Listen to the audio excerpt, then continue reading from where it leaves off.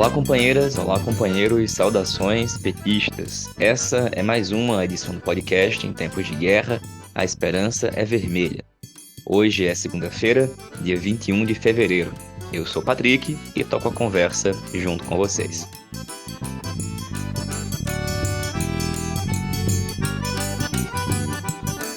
No episódio de hoje, a gente vai escutar a companheira Rayane Andrade, coordenadora do Setorial de Direitos Humanos do PT do Rio Grande do Norte, que fala da data que marca o assassinato de Malcolm X. Ouvimos também Jorge Romano, que é professor da Universidade Federal do ABC, que fala para a gente sobre as tensões na fronteira entre a Rússia e a Ucrânia. Escutamos também Jorge Braga, petroleiro no estado da Bahia, que comenta o cenário eleitoral baiano neste mês de 2022. E ouvimos ainda a companheira Khadija França, presidenta da Regife, a rede de grêmios dos Institutos Federais do Rio Grande do Norte, que fala sobre o congresso da UBS, a União Brasileira de Estudantes Secundaristas.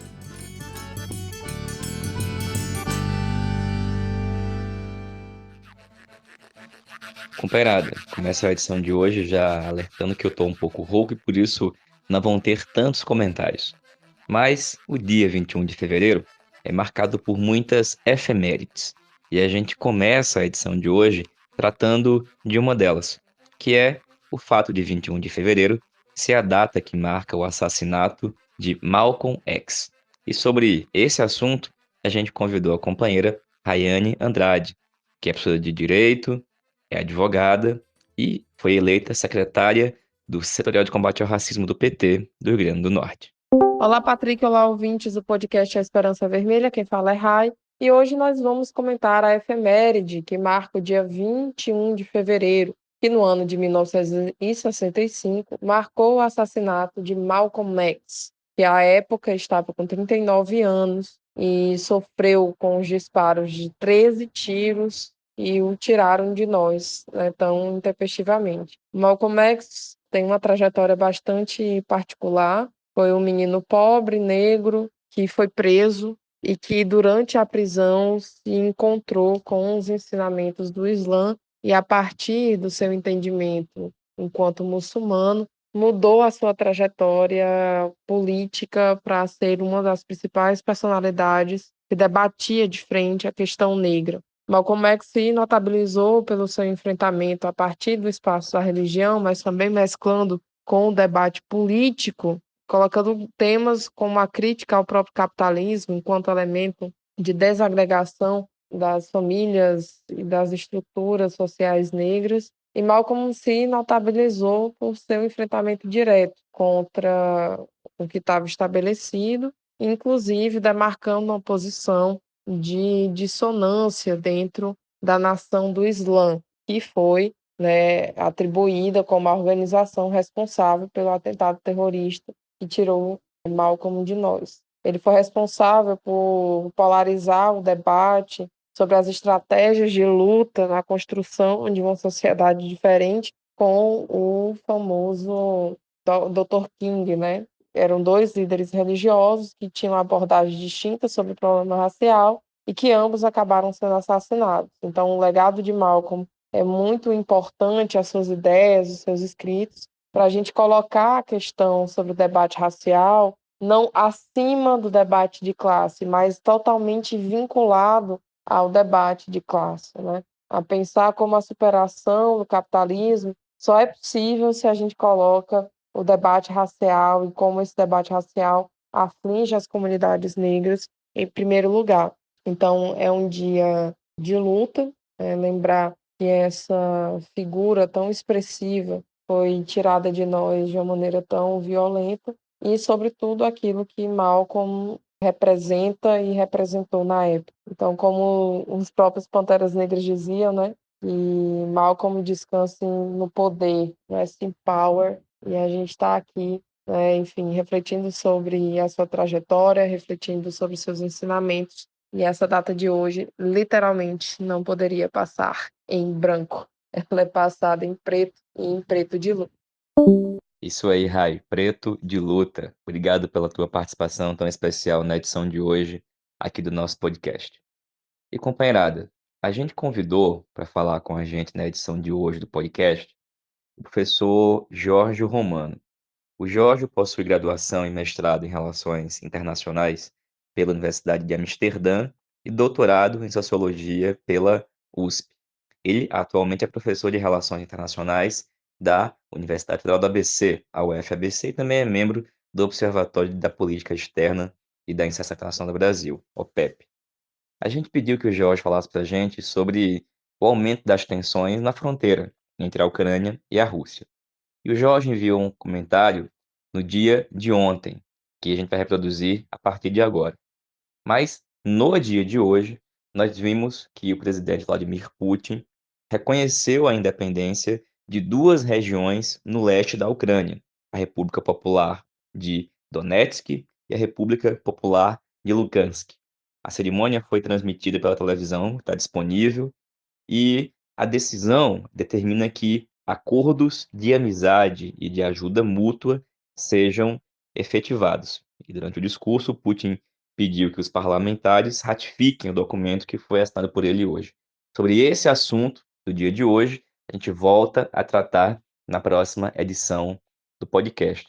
Mas para entender a situação da tensão na fronteira entre a Rússia e a Ucrânia, a gente escuta agora o professor Jorge Romano.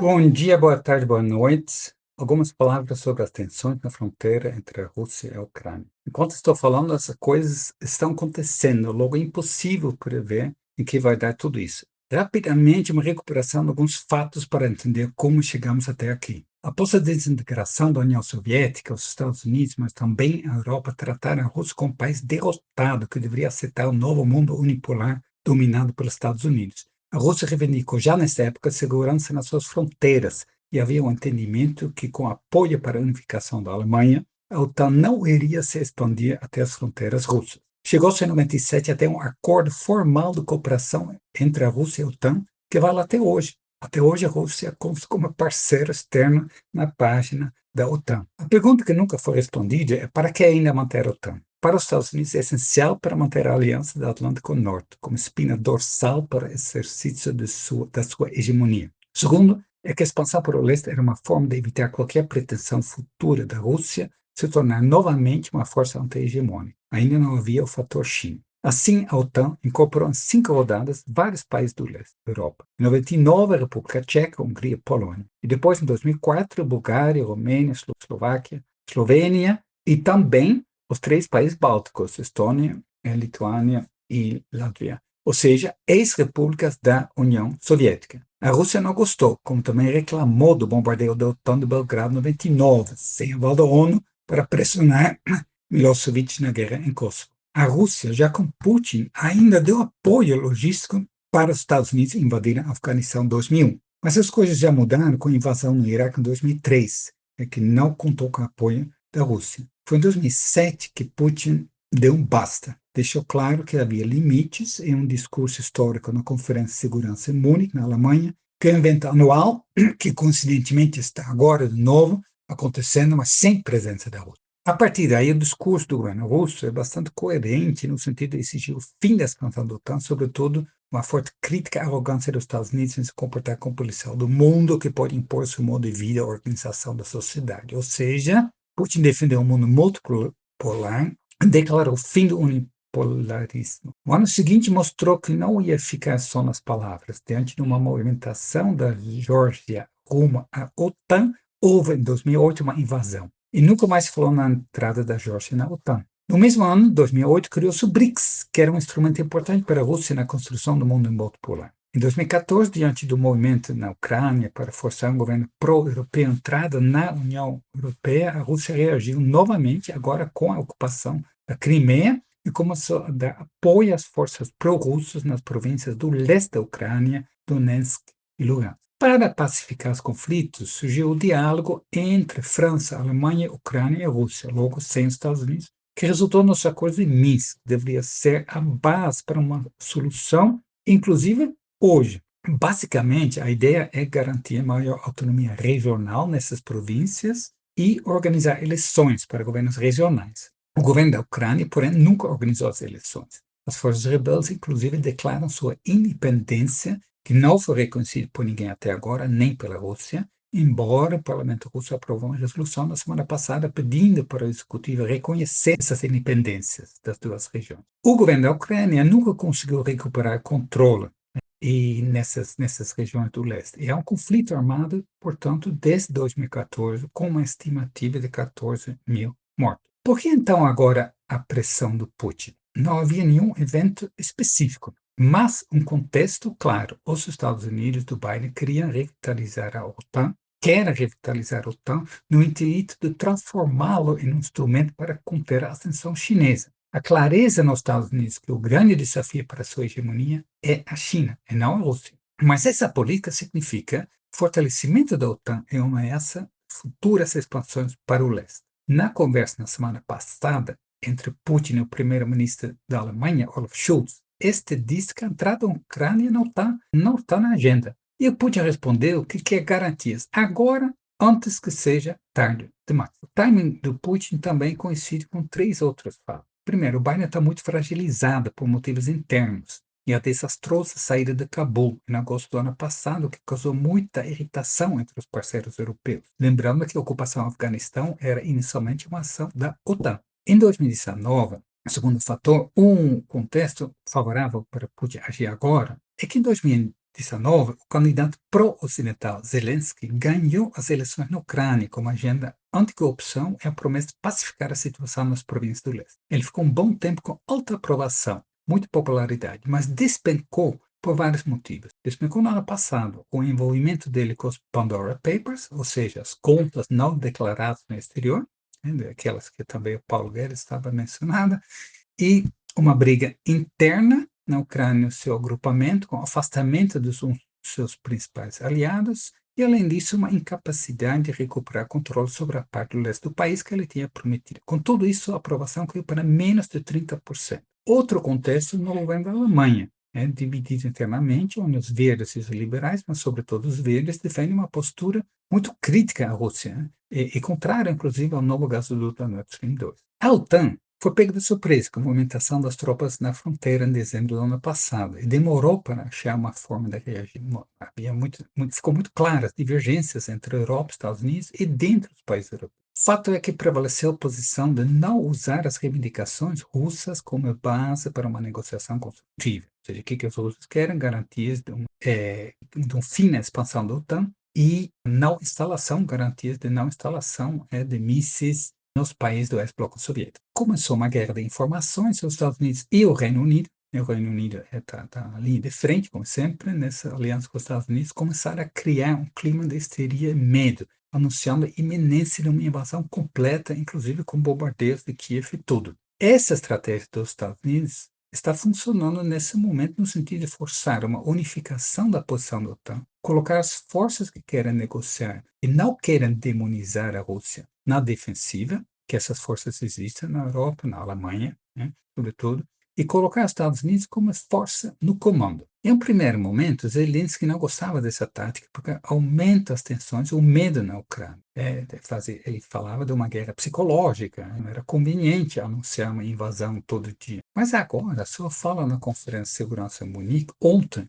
foi muito ruim, no sentido de exigir, uma fala absurda, ele exigiu da OTAN um caminho para entrar em médio prazo na OTAN e, enquanto isso, garantias de segurança, mesmo sabendo que não há nenhuma chance de tropas da OTAN entrarem na Ucrânia. A retaliação preparada, anunciada pela OTAN, é a arma das sanções econômicas e financeiras, que, aliás, tem impacto negativo sobre a economia europeia. Acontece que a Rússia está preparada para isso, porque a Rússia tem reservas internacionais, montou um fundo soberano, ele tem credor em moeda internacional, euro-dólar. Ele tem, embora uma economia pequena, a economia da Rússia é só 40% da economia da Alemanha, mas uma economia que está preparada, resiliente. E, sobretudo, é um fator muito importante, estreitamento das relações com a China. Já havia acontecendo e nesse conflito se fortaleceu ainda mais, inclusive com a venda de gás para a China, que interessa a ambos. E o fator China é fundamental para acompanhar os desdobramentos do atual conflito. Nos últimos dias, a atenção mudou da concentração das tropas nas fronteiras Rússia-Bielorrússia para uma intensificação dos conflitos armados entre os rebeldes e as forças do governo da Ucrânia no leste do país, A probabilidade de confronto direto entre militares russos e forças da OTAN deve ser considerada zero, porque ambos sabem o risco gigantesco, né? Mas a escalada dos conflitos militares nas regiões do leste parece muito provável. Já está acontecendo com ou sem invasão direta das tropas. Portanto, a solução tem que passar por alguma forma de autonomia, de federalização da Ucrânia. Isso tudo é negociável e possível, né, se houvesse vontade política por parte dos países da OTAN. Por enquanto, prevalece uma radicalização e ambos os lados tentam fortalecer sua posição de negociação. A ver que vai. Obrigado, professor Jorge. Vamos tentar que o professor Jorge volte numa próxima edição para falar também sobre esse e outros assuntos. E, companheirada, na semana passada, vários jornais deram conta da possibilidade do senador Jacques Wagner, que está como pré-candidato ao governo da Bahia, retirar sua candidatura em apoio à candidatura de Otto Alencar e uma possível chapa em que o atual governador Rui Costa seria lançado ao Senado. Esse burburinho se espalhou, muita gente falou do assunto, e bom, a gente convidou aqui o companheiro Jorge Braga, que é do PT da Bahia, é petroleiro, para falar um pouco para a gente sobre a avaliação que tem sido feita por ele e pelos companheiros e companheiras lá da Bahia sobre essa possibilidade que surgiu repentinamente de, depois de 16 anos de governos petistas, não disputar o governo da Bahia. Olá, Patrick. Olá, ouvinte do podcast Em Tempos de Guerra Esperança Vermelha. Me chamo Jorge Braga, sou aqui da direção do PT Estadual da Bahia e membro também da direção do Sindipetro Bahia. Aqui na Bahia, o cenário eleitoral é bem favorável à candidatura do companheiro Lula, com a grande mobilização em torno da base petista para a formação dos comitês populares, e a gente está aí realizando diversos eventos, diversas mobilizações muito importantes por todo o estado. Mas aqui o que caiu como uma bomba foi o anúncio nessa semana, que quase teve um acordo aí, foi meio a volta dos que não foram, né, de um acordo para retirar a candidatura de Jacques Wagner e colocar Otto Alencar como candidato pelo governo da Bahia para que Rui Costa pudesse ser candidato a senador. Vindo aqui do PT da Bahia, isso não seria muito duvidável, já que a gente, ano após ano, vem deixando nossa base ser corroída aí pelos nossos aliados, do PP e do PSD, que a nível nacional são da direita mais ferrenha contra nós, e o movimento de conciliar com eles, inclusive dando o governo, para muitos, era algo que já poderia acontecer. Então, foi uma bomba, né, que saiu nas notícias e logo continuou uma operação abafa da direção do PT e do próprio Jacques Wagner para dirimir isso aí, né, já que isso ia causar um desconforto muito grande na militância petista e ia passar para o eleitorado baiano como um todo, né, um sinal de muita fraqueza, né? Então, felizmente, na verdade, a gente já teve aí o desfecho, o desmentido da notícia, e a gente continua. As pesquisas indicam a Semineto à frente de Jacques Wagner, porém, quando coloca o peso de Lula, né, colocando a Semineto com o apoio de Moro, com outros apoios, e Jacques Wagner com o apoio de Lula, o peso da eleição se mostra, né, que o eleitorado aqui na Bahia tem muita afinidade com o presidente Lula e que isso fortalece aqui uma candidatura. Então, isso é muito importante a gente saber que a eleição vai ser muito polarizada e a CM Neto tenta a todo momento fugir disso, né? Já que pode eventualmente, inclusive, sua candidatura cair no colo de Bolsonaro e isso se tornar ainda pior no cenário que temos aqui na Bahia, onde o apoio a Lula é muito grande e isso pesa de fato na eleição. Então, seguimos aqui, esperamos que os boatos que surgiram sejam falsos e que a candidatura petista seja o nosso norte aqui na Bahia. Muito obrigado. Valeu, Braga. Obrigado, companheiro. A gente viu, né, ao longo do fim de semana, inclusive, matérias que dão conta de que o Wagner tende a manter a sua candidatura. Na nossa opinião, é muito importante que o PT mantenha e apresente as suas candidaturas. Nesse sentido, a gente reforça e saúda a decisão do PT do Espírito Santo em lançar a pré-candidatura do senador Fabiano Contarato. Seria fundamental que fosse essa a postura adotada pelas direções do partido em todo o país, como já tinha feito, por exemplo, o PT gaúcho, no Rio Grande do Sul, definindo sua pré-candidatura e colocando o bloco na rua com o companheiro Edgar Preto, que inclusive já lidera várias pesquisas. Infelizmente, não foi esse o movimento que foi feito pelo PT pernambucano, que, tendo o senador Humberto Costa como pré-candidato em algumas pesquisas, pontuando em primeiro lugar, decidiu fazer um gesto, tirando agora Humberto a sua pré-candidatura para apoiar um candidato do PSB que tem atualmente 2 pontos nas pesquisas. Um candidato que a gente já falou aqui no podcast, votou no impeachment da presidenta Dilma e votou com o bancada do PSB em algumas questões muito sensíveis que afetam negativamente a vida do povo. A gente continuará aqui no podcast tratando, nas próximas edições, do cenário eleitoral em outros estados. E agora a gente vai escutar a companheira Carídia França. A Carídia é a presidenta da REGIF, que é a rede de grêmios dos Institutos Federais do Rio Grande do Norte. E a Carídia fala para a gente sobre o congresso da UBS, a União Brasileira de Estudantes Secundaristas, que está para acontecer, e ela traz para a gente mais detalhes.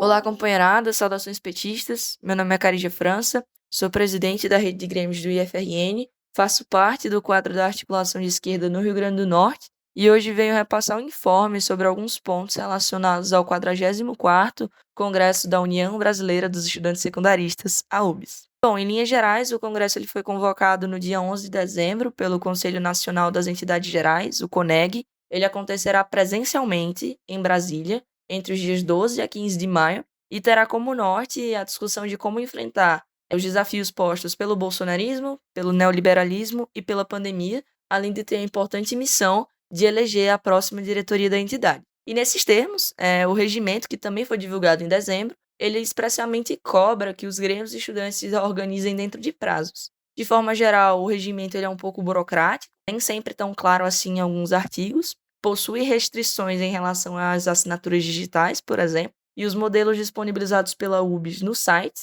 são obrigatórios em várias etapas do credenciamento. Mas, no mais, já passamos hoje da fase do pré-credenciamento das instituições que possuem grêmio, e a partir de hoje, dia 21 de janeiro até o dia 11 de março, as comissões de 3 ou comissões de 5 para as instituições que não possuem grêmio poderão realizar o cadastro pelo site do Congresso. Depois do deferimento confirmado e dos estudantes terem enviado todas as informações necessárias, dentre elas e-mail, telefone, declarações de matrícula e informações desse gênero, as próximas etapas terão o objetivo de receber a documentação das comissões no dia 16 de março, de eleger os delegados a partir do dia 21 de março e de credenciá-los, no caso dos delegados, no dia 7 de maio. Ou seja, os delegados poderão ser eleitos até o dia 6 de maio, no caso, inclusive poucos dias antes do evento, o que eu não aconselho caso os estudantes em questão não morem perto de Brasília e que precisem se deslocar por um grande período de tempo.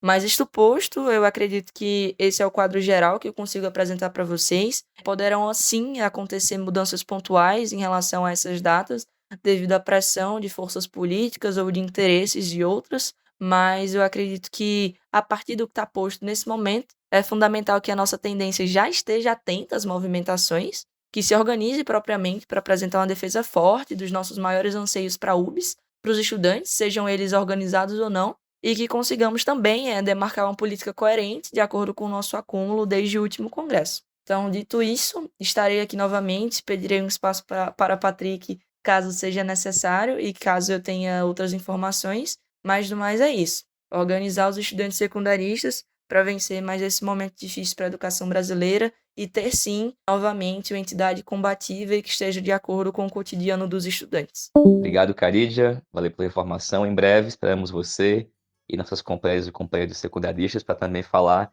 da política, da tese, de como que a gente vai participar do Congresso da UBS. E, companheirada, comecei a edição de hoje falando que a gente tem, no dia 21 de fevereiro, muitas efemérides, e outras duas eu trago agora. A segunda é que a data de hoje é a data da publicação da primeira versão do Manifesto do Partido Comunista, exatamente no dia 21 de fevereiro de 1848. Esse documento, criado por Karl Marx e Friedrich Engels, tinha a sua primeira publicação. E, portanto, reforçamos aquele chamado que faz o manifesto do Partido Comunista ao dizer: proletários de todos os países, unamo-nos. Pois bem, gente, e a terceira efeméride é que hoje, 21 de fevereiro, é a data de nascimento de uma figura muito importante para a cultura e para o movimento negro em todo o mundo, que foi Nina Simone. A Nina Simone completaria hoje 89 anos. E, bom, além de encantar o mundo com aquela voz única que ela tinha, ela usou a música como expressão das lutas pelos direitos civis do povo negro, e a sua obra ela permanece como um símbolo de resistência e luta para as novas gerações.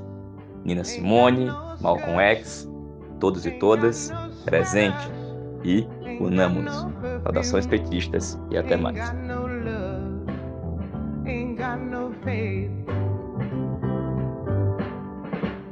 I ain't got no culture, ain't got no mother, ain't got no father, ain't got no brother, ain't got no children, ain't got no aunts, ain't got no uncles, ain't got no love, ain't got no mind.